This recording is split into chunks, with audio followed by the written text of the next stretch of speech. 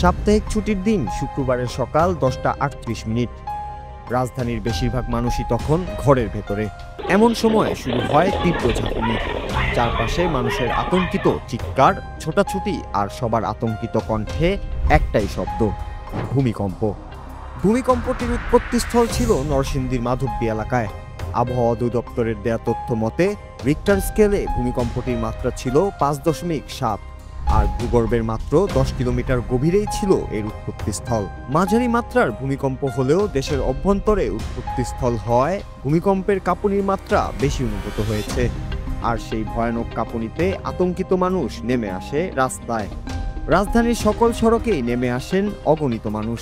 কিন্তু ভূমিকম্পের সময় এভাবে রাস্তায় নেমে আসা কি নিরাপদ, নাকি এই পদক্ষেপটি হয়ে উঠতে পারে আপনার জীবনের সবচেয়ে বড় ভুল?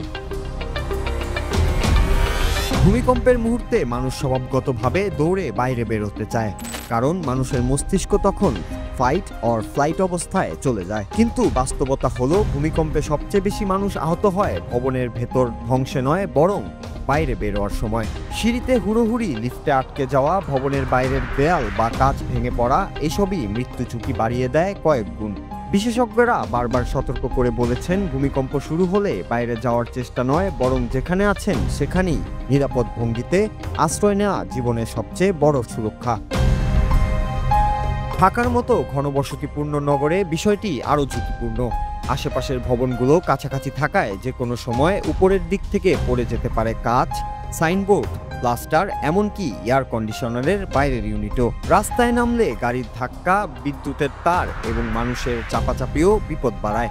ভূমিকম্প বিশেষজ্ঞরা বলছেন, রাস্তায় দাঁড়ানো হলো ভূমিকম্পে সবচেয়ে অনিরাপদ জায়গা, কারণ এখানে চারদিক থেকে ঝুঁকি আসে। যেমন আজকের ভূমিকম্পে ঢাকা বিশ্ববিদ্যালয়ের একটি হলে বাইরে বের হওয়ার হুড়োহুড়িতেই বেশ কয়েকজনের আহত হওয়ার খবর এসেছে। ভূমিকম্প আমাদের গ্রহের অভ্যন্তরীণ এমন একটি প্রাকৃতিক দুর্যোগ, যা থেকে শতভাগ রেহাই পাওয়ার কোনো উপায় নেই। বড় মাত্রার ভূমিকম্পে কয়েক সেকেন্ডে লণ্ডভণ্ড হয়ে যেতে পারে সব, তখন কোনো উপায়ই কাজে আসবে না। এখন প্রশ্ন আসতে পারে, তাহলে নিরাপদ কি? উত্তর খুবই পরিষ্কার, ড্রপ, কভার অ্যান্ড হোল্ড, অর্থাৎ মাটিতে নেমে পড়া, মাথা ঢেকে টেবিল, খাট কিংবা মজবুত আসবাবের নিচে আশ্রয় নেওয়া, আর কম্পন থামা পর্যন্ত সে অবস্থাতেই থাকা। ভবন প্রচণ্ড ক্ষতিগ্রস্ত না হলে এটি আপনাকে বাঁচিয়ে রাখার সম্ভাবনা সবচেয়ে বেশি। ভূমিকম্পের সময় আতঙ্কে আমরা অনেক ভুল করি, কিন্তু মনে রাখতে হবে, সঠিক সিদ্ধান্ত 10 সেকেন্ডেই জীবন বাঁচায়। তাই ভূমিকম্প হলে দৌড় নয়, তৎক্ষণাৎ আশ্রয় নেওয়াটাই হতে পারে আপনার সবচেয়ে বুদ্ধিমান সিদ্ধান্ত। Noor Raju, Bangla TV news desk.